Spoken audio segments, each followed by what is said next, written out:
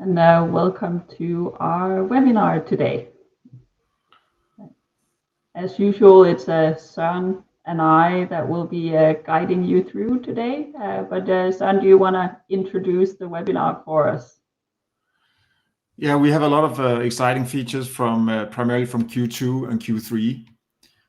So today we'll be looking at custom fields to capture special data. We'll be looking at how you can show systems visually connected with your activities.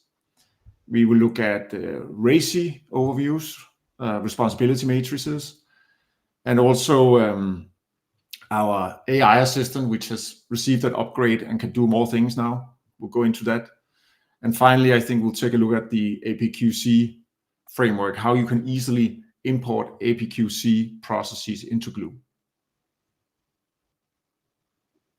Right. And should we maybe just, since this is a product highlight webinar, take a look at the roadmap that we presented to you earlier this year, just to put it all into a frame. So this is what we showed you guys would be part of our roadmap at the beginning of the year, and we're working our way through that. And the features, like Søren said, that we'll be looking at today, out of what was in the webinar, in the roadmap webinar, are these three. If you're visual like me, it's just nice to see it as well on the screen. Yeah, and there will be a few more things that have come along since then. So of course, there will be a few more, as I mentioned. Yeah. But maybe, Louise, should we just jump into it and have a look at common fields, maybe? Sure. Would that be an idea? So refresh my mind. Why are we looking into adding custom fields to Gluu?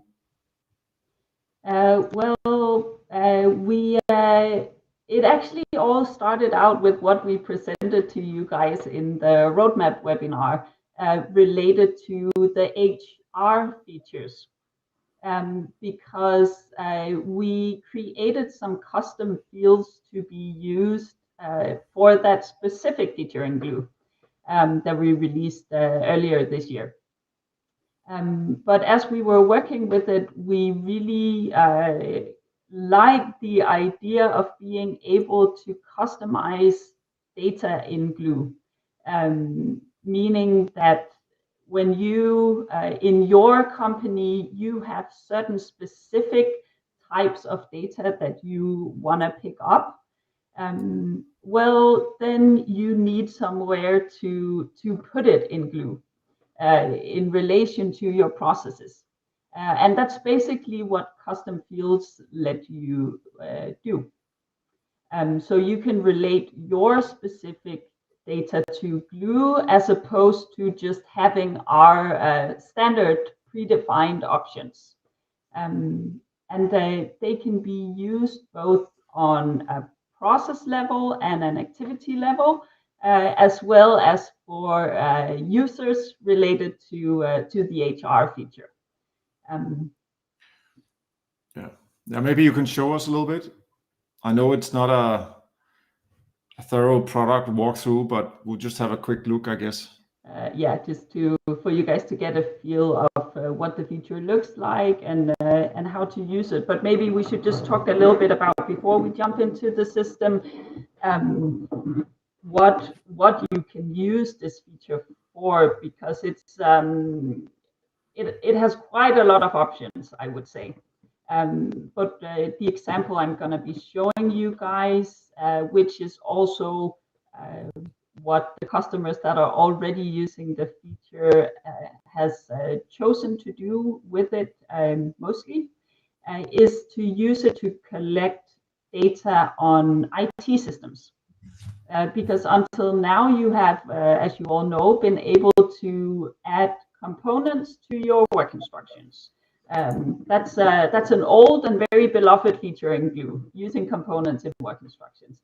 And a lot of our customers use that for IT systems. But sometimes you do not want to show your colleagues who are reading the work instructions necessarily all that information related to a process. We have quite a few customers already using the custom fields for that purpose, because they do want to map their processes in connection to their business applications, without disturbing people reading their work instructions with that information. So that's a pretty good use case for it. We also have customers that want to use it for KPIs. You cannot say register any KPI data as such, so you can measure the process, at least not yet. That might be in Glue's future, who knows? But what they want to do is that they want to make sure they have that full overview of which processes are critical in meeting their KPIs. So that's what they're mapping in that type of custom field. And that's also very useful information for your process owners. So let's jump into the system and take a look at it. If I can just get to share my screen.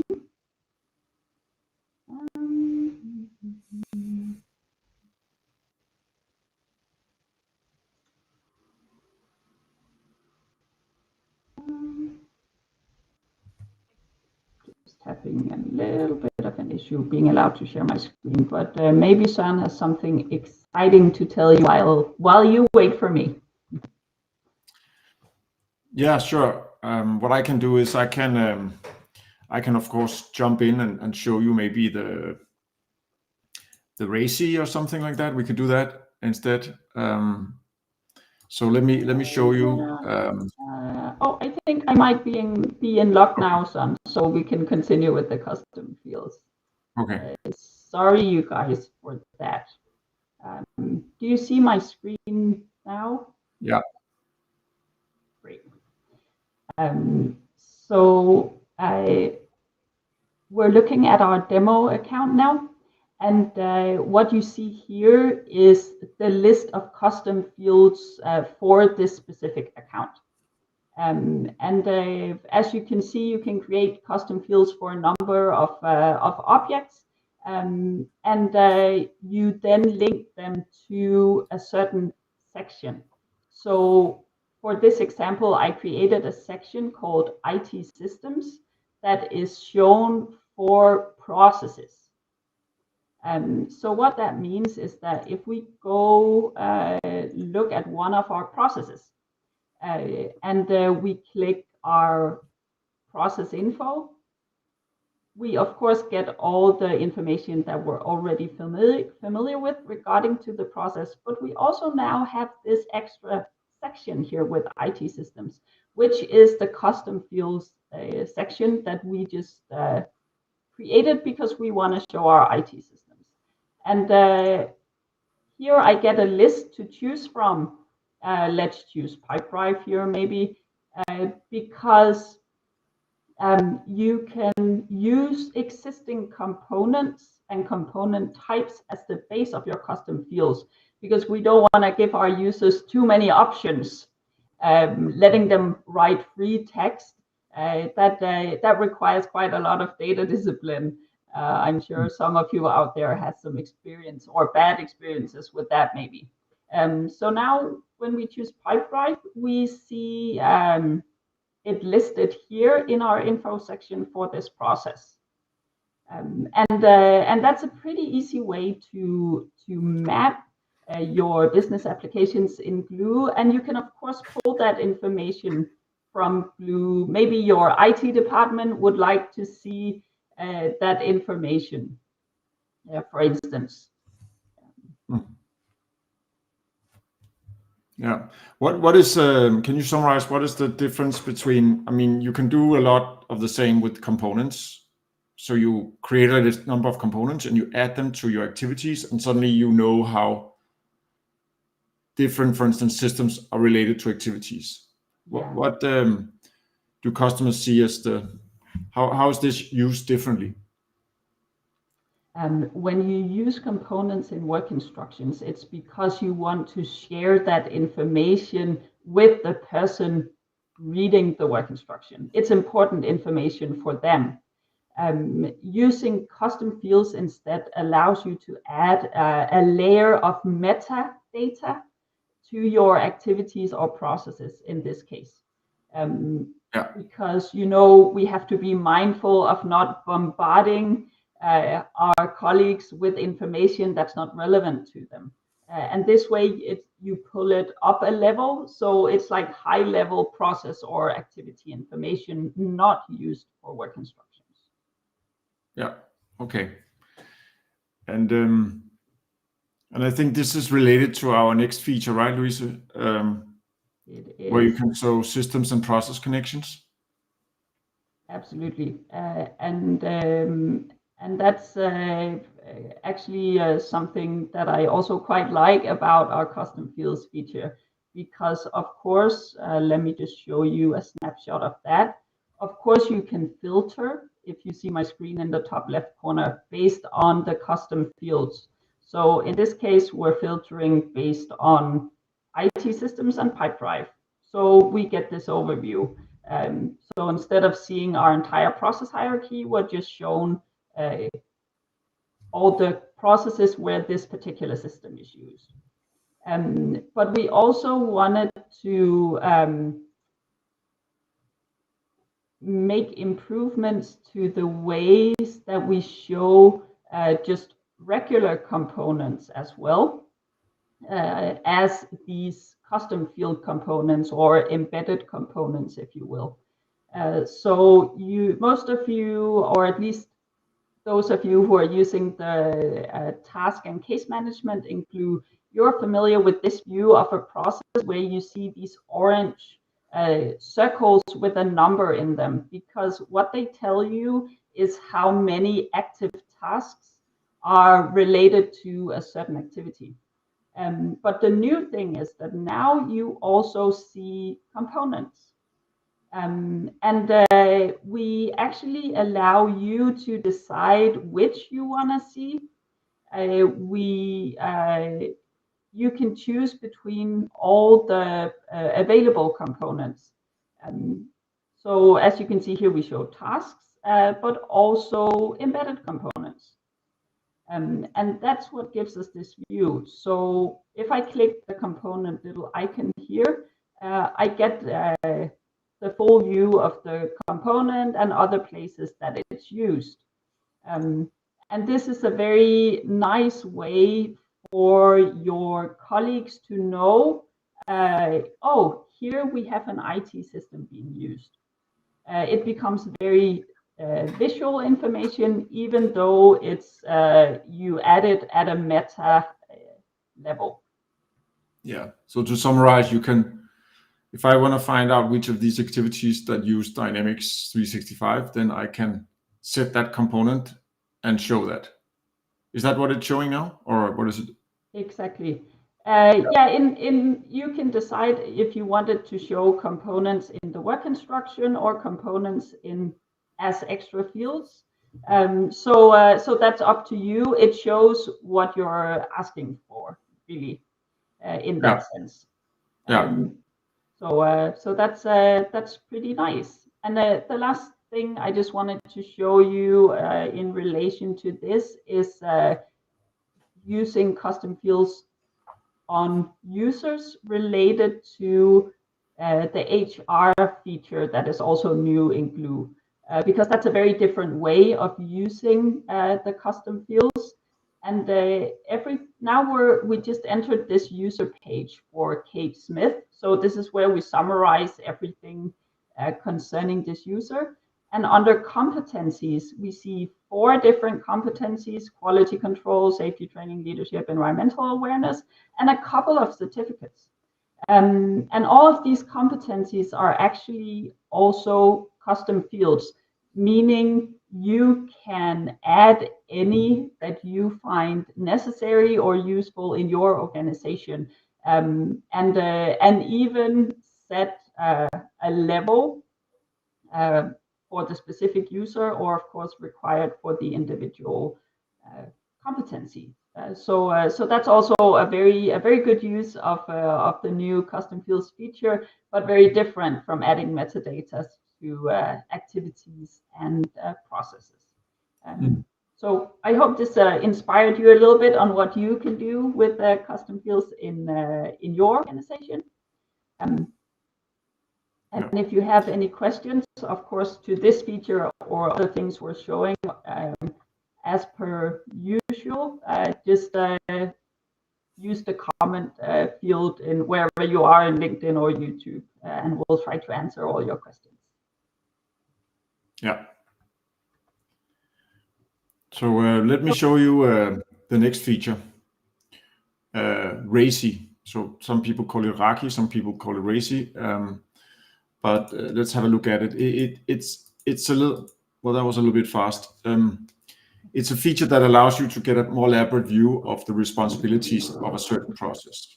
So I think it's better if I show it, and then we can walk through it.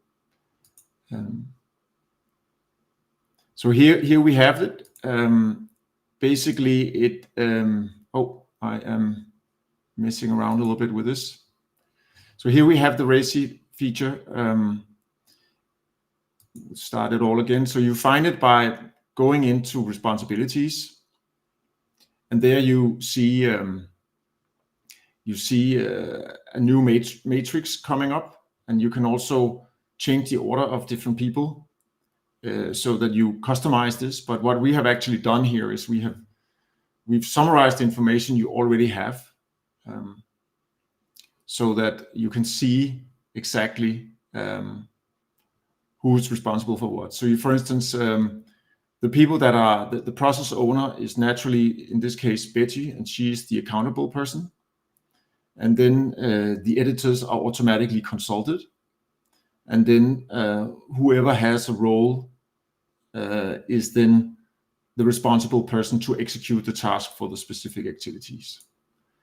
And then this, of course, can be modified because this is our guess of the standard. And here you can then adjust. So in this case, she became an informed party instead of a consulted party. And what we will do with all this data is we're using it for how we send out notifications, so that we really show you exactly who gets what. We try to do what we always do with new features, to make it as easy for our users as we can. So in case you guys didn't catch that in the introduction Søren gave to the feature, we automatically create the matrix for you based on the information you already put at the process level. So who's the owner, who are the editors, and what roles are involved in the process. And exactly. Then you can, if you want to, you can customize it from there and add more information or more people. But we do that automatically for you, so you don't have to create the matrix for every single process. Yeah, and it will serve the basis. It will become the basis for the way we communicate and decide via AI what information you should be receiving in Gluu. So it will be more and more embedded into how we are organizing things. So that that's quite a new thing. And talking about our features, let's go to actually look at the new AI assistant.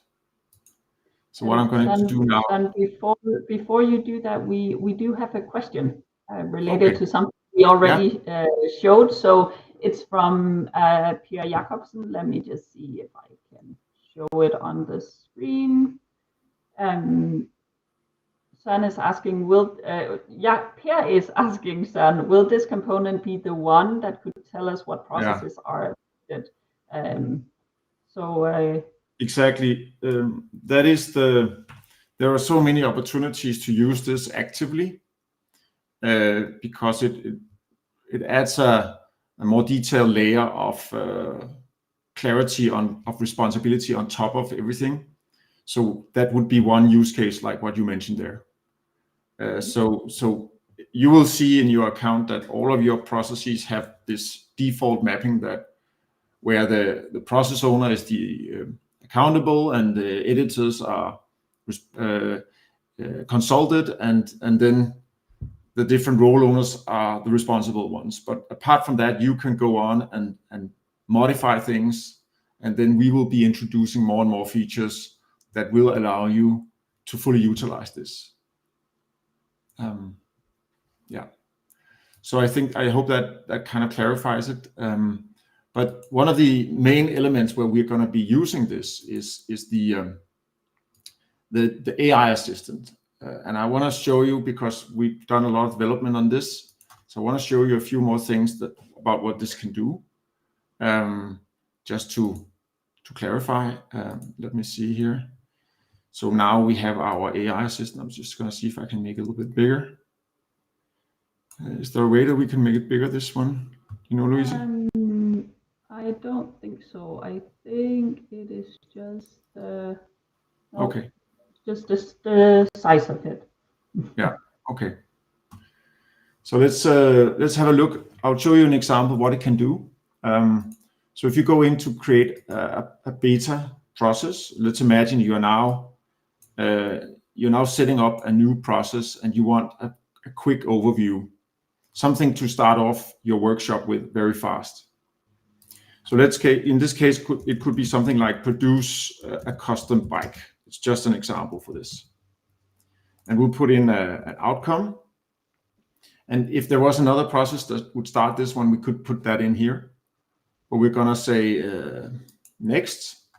And what happens now is that the AI assistant starts and it looks into the role library that you have on the account to find suitable roles.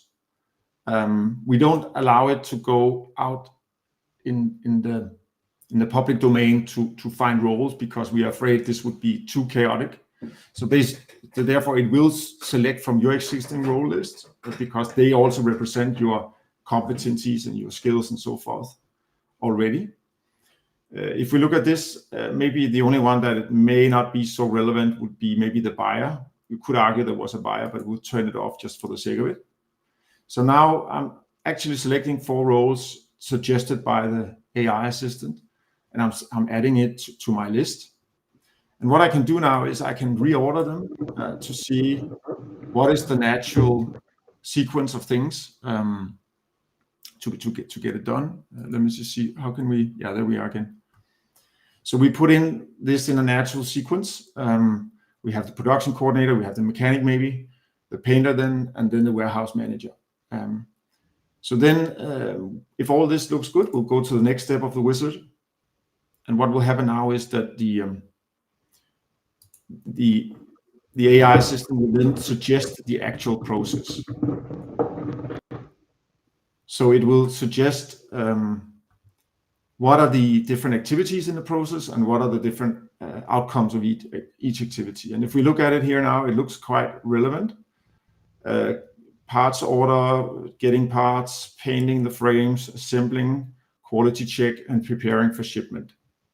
And this is based on information about your company, the industry you're in, the size of company, but of course also the output of this process and the name of it.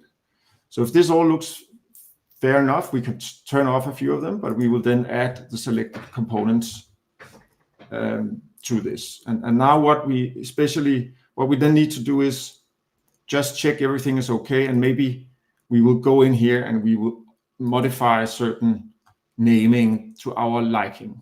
But when it's done, we'll click done, and we will get a rough first draft of a process. We may need to move things around a little bit, but we are getting a process drawn up for us. And then we can scroll down and we can really start actually now doing the same with our work instructions. So in this case, we're going to have, why do we need to coordinate the parts order? We can get the AI assistant to suggest something for that. And if this looks relatively good, then we can add it, and we can continue our editing straight here in Gluu. The same thing goes with the ordering, with the work instruction. So we will now add a detailed work instruction from the AI. And then here's the whole work instruction on how you would normally coordinate a parts order. And this is always, you can go straight in here and check and delete and add things and so forth and edit it. But it's a very nice starting point for instance, a workshop, if you don't want to start from a blank page, but you want a head start. So you should look at this like any AI, you should look at like input, like somebody to get you something, help to get you started. And then you need to take it from there. So the only thing we need to do now is to click save, and we will put it in a category. I'm going to put it in a sandbox now. And then we have actually created a process that we can continue working with. This is not going to contain all the functions of Gluu, but it's going to be a simple process creation. As you can see, it's not looking terribly good right now, but we will need to edit something more on the diagram. To show you a few more things that the AI can do, I also created some different new roles for this demo here. One of them was the mechanic, and that's not a normal role we have here. So here's the mechanic. So we could also be saying, okay, I wanna edit the purpose, the responsibilities, and so forth of the mechanic. So again, we're gonna go in here and we're gonna either click here or click on the assistant. It will always be green whenever there's something that can be done. So here it is. So you see, it can now suggest the role's purpose. Let's get that one suggested. And if it looks okay, we will send it, or otherwise we'll just try again. We'll call again and get another example.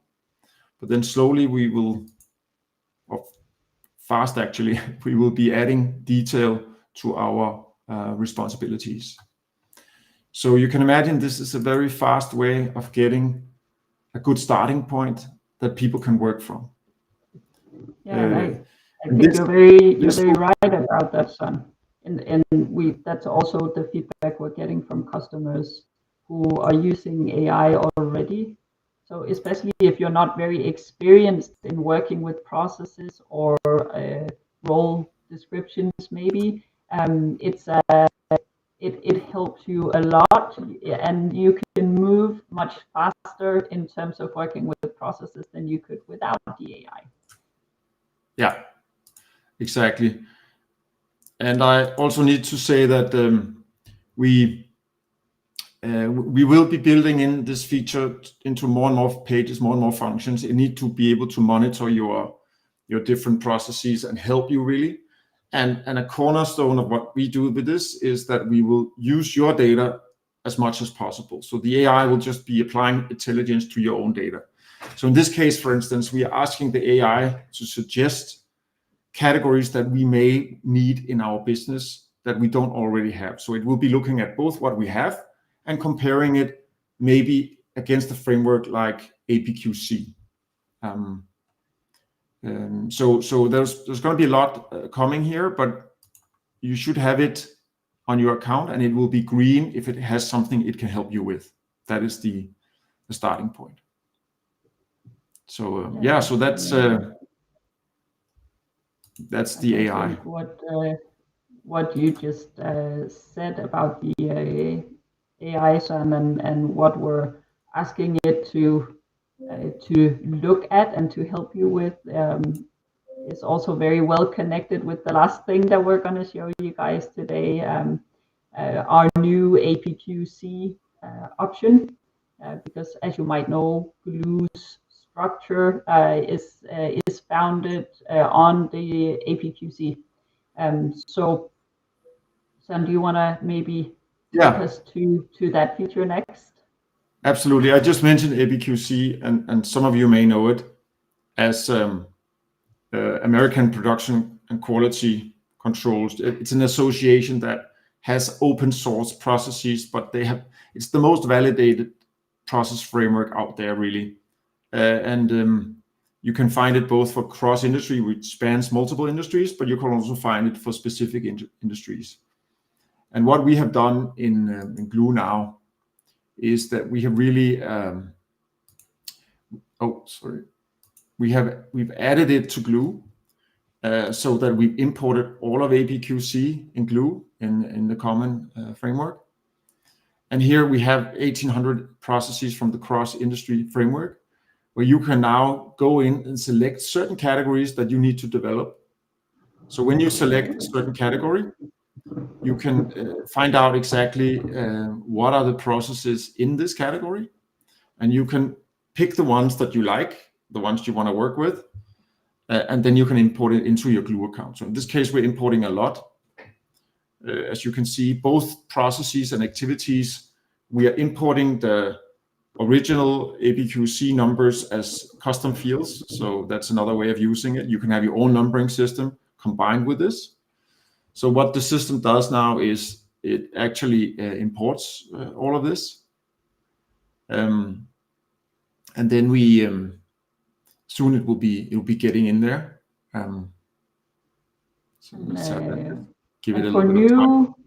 For new customers out there without an existing process hierarchy, this is great because you can choose from the hierarchy of APQC and say, okay, well, we should probably add these categories and groups and processes, and it really gives you a head start on your process hierarchy. But Sun, what about if you're an existing Gluu customer and you already built your process hierarchy? What could you use APQC for, or is it just for new customers? Well, this is one of those examples. Well, let's just first have a look at how when it gets in here, then I'll get to the question. So what you can see now here is that we have now, just to this demo account, we've added this new category and these new processes down here. It is. But every process, because APQC doesn't split activities to roles, this is something you still have to do. So of course, this may be one of those areas where we might be able to get AI to help us in the future. But I think it's important to underline that APQC is the safest reference out there in terms of validated process information. So of course, it can also be used by existing customers to supplement the existing hierarchy, and by new customers that are looking to start off from scratch. And what we will be doing soon is that we will be enhancing this with more industry-specific frameworks, and also with Dynamics 365, their process catalog. So there will be more options for importing just the type of processes that fit your business. And of course, what this should do for you is drastically speed up the implementation, but also the deployment of new processes in combination with the AI tool. So yeah, so we're hoping this will be well received, and everybody will find good ways of using it. And I think, like you just mentioned, for the existing customers, it's the APQC is also very useful, because now we just provided you with a library that you can compare to your existing process hierarchy to see, are we missing something in our process hierarchy that we should maybe consider adding. So in that sense, it's also pretty useful for existing customers. If you were paying close attention to what Søren showed you, you might have noticed that the category that we imported, the numbers changed when we looked at our process hierarchy as opposed to the APQC numbers. But that's because we made the feature clever. If you have automatic numbering already in your process hierarchy, we just add it to that structure that you chose. instead of keeping the APQC numbers. But you don't lose the APQC connection because, like Søren said, it's still in the custom fields information, the ID numbers from APQC if you want to use those. Yeah, exactly. So so this is what we had, I guess, for today. Some new features, very sort of after by our enterprise customers, and all of these features will be developed further, of course. And I know we soon have a webinar coming up with the plans for the rest of 2024. So check out our LinkedIn page for this. If you want a sneak peek into what we're planning to develop in the near future, then definitely join that webinar and also ask your questions and give your input there. And if anything in this webinar piqued your interest and you would like to look into some more how you could use the features, we're of course, like always, happy to help with that also in your specific company setting. So just send us an email or give us a ring and we'll help you explore the features more. Yeah, and a recording of this webinar will be available both on LinkedIn, on our LinkedIn page, but also on our YouTube channel.